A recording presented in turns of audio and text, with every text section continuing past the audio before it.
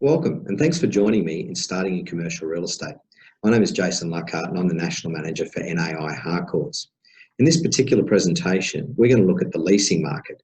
We're going to seek to understand its segmentation, and then we're going to have a go at putting together a leasing market proposal. Now, getting started in commercial real estate doesn't need to be difficult. What it does require, though, is an understanding of what is actually driving the core market. We can do this in the first instance by looking at who is building in our marketplace, who is actually providing the funds and lending behind that.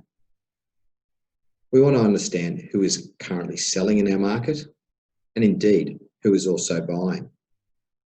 All of these things often rely upon the timely leasing of developments as they occur. We need to also understand what are the motivation triggers behind all of these particular activities. Now, the motivation could come in a number of forms. It could be that it's just simply about the dollars in the present market. However, for some, it's also key market timing. Often, however, it will be a combination of all of these elements. So now, let's have a look at the segmentation piece. So, planning in commercial. Often people talk about segmentation and think that it might be as simple as talking about whether it's sales, leasing, or property management. However, it often goes far beyond this. That being said, many of our agents operate in suburban marketplaces, and as such, they need to do a little bit of everything and are well-rounded, and they're generalists. However, a specialty will often be sitting behind all this, whether this be that you're a specialist in the office marketplace, the retail marketplace, or maybe you're a specialist in industrial, or a sheddy as I like to call them. Some people go further afield and get into areas such as business brokerage, hotels, pubs and clubs, or the highly analytical area of developments within globo land, mixed-use developments, high-density res, preparing feasibility studies. But coming back to the office, retail and industrial, even these markets break down further. If you're going to be an operator who is specialising in your marketplace, understand what your market looks like. In the area of office, you might specialise in capital markets, CBD, or you might be out in the fringe in secondary markets. Similarly, you could also choose just to have an area of specialty, such as that of tenancy repping. Likewise, in the world of retail, you could be in large format or major shopping centres. Again, you could go out into the suburbs and focus on strip or neighbourhood centres. Or, again, specialty. In the world of retail, service stations have been quite on point for a period now, and many agents have made successful careers just on specialising in service stations. Likewise, even the industrial area has its own areas of specialty, whether you be focused on the large-scale logistics, or you could be in the sub 3,000 square metre marketplace in the rats and mice, the smaller sheds, or move on to design and construct and have some overlap with areas of development where you're actually looking at particular requirements as specified by a client and then building to suit. Now, it's been a strange world, obviously, for a while now, and many things have changed. Business does look a little bit different moving forward, particularly in some areas, but it is still business. And it still needs to get done. One thing that never goes out of fashion, however, is professionalism. So start asking yourself some key questions about the marketplace you operate in. Start by thinking about who do you need to contact and how regularly do you need to be in contact with them. In the first instance, you would think that it might just simply be the business owner.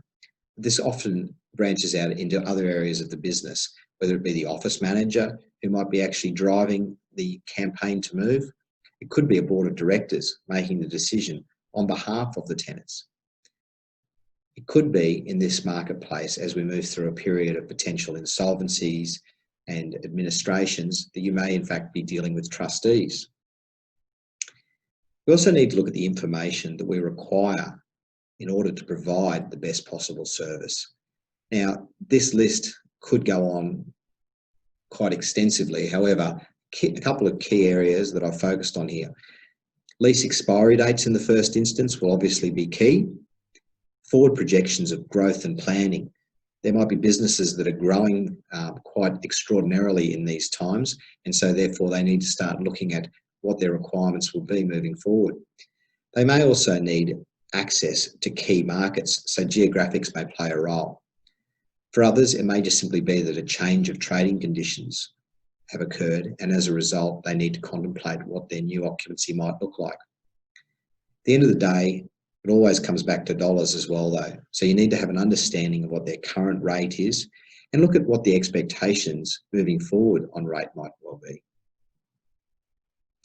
Then, how do you stay in contact with them regularly and ensure that you stay front of mind with them? What sort of information could you possibly provide them with? This could come in the form of just simply a newsletter, or it might be some key market statistics that you provide them with. Obviously, recent activity in terms of both sales and leases will always be relevant and a great way to engage with a client. One of the other areas, though, that we are likely to see a lot more movement on is around that of trends and innovations. Obviously, as the workplace is reconfigured, we need to stay in touch with our clients, keep them informed about that, finding out what their needs are moving forward, and find out how this might actually apply to their particular business circumstance. At the end of the day, all of this pulls together and becomes part of your pitch. So let's now look at how we will present to our client. We've been out, we've established through segmentation what part of market we operate in, and we've been asked to provide a proposal to a client in regards to how we're going to achieve leasing for a particular project. First question that you're going to need to answer for any client is why you? You're going to need to give them an understanding about what your track record is and how well you've performed in recent times. You're also going to have to talk about what you're currently carrying stock-wise. This will have great relevance to whether or not you are obtaining maximum inquiry in the marketplace because of the stock that you're carrying, or potentially deal with the issue of whether or not this creates a conflict of interest. Be prepared to be detailed about these particular issues. The other thing that you're going to need to talk to your client about is what your team and what the reputation that they bring with them to the table is. What does your market share look like? Then, any proposal should obviously deal with the strategy that's going to be employed. In terms of that, we would start by benchmarking what sort of competing product might be out there in the marketplace. How are we going to deal with that placement of our particular product inside the market, the positioning that it will actually take. We'll also need to talk about the marketing materials that we're going to utilise and the targets that we've identified and how we intend to contact them and work with the marketing materials. Another area to focus on will be that of what challenges exist in the marketplace. Have a good, honest discussion with the client about how their product looks, what it actually is going to encounter by way of challenges, and how you, as the agent, intend to overcome those discussions. Now, in order to achieve all of this, we're going to need to discuss the budget with our client. What does the marketing look like? What sort of collateral material is going to be required? And be prepared to defend your position on why you require it. Because at the end of the day, this will all come back to the cost. Ultimately, there's also going to need to be a roadmap to success here. What is the process? What does it look like? Provide your client with a timeline that starts with the appointment, the delivery to marketplace of these market materials, how long you expect it to be on the market, and what key market indicators along the way that you're going to look to hit. You'll also need to discuss with them your agency appointment and how that fits into the process, what kind of fees you're looking to obtain, and whether or not you need to have a discussion about overrider fees or potential offerings to other agents active within that marketplace. You'll also need to discuss how you're going to carry out the inspections, and following any inspections or inquiries, what the reporting commitment from you to them looks like. All of this pulls together into a leasing proposal.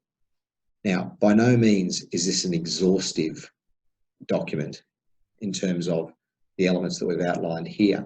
One could include many other areas, but you need to understand what your destination is like and how you're going to create the deal opportunity. Be able to speak to that through detailed research involving the best marketing, and also in the current market, talk to them about what kind of technology that you're going to require. Now, that's an overview for you to work with in the current market. See how you go in putting together such a proposal. And at the end of the day, feel free to reach out and contact me with questions or comments in regards to what else you might like to include in leasing proposals. They're not greatly dissimilar in many ways to a sales proposal. And so next time, we're going to have a look at how we pitch for a sale. Thanks for joining me, and I look forward to catching up with you in the next video series.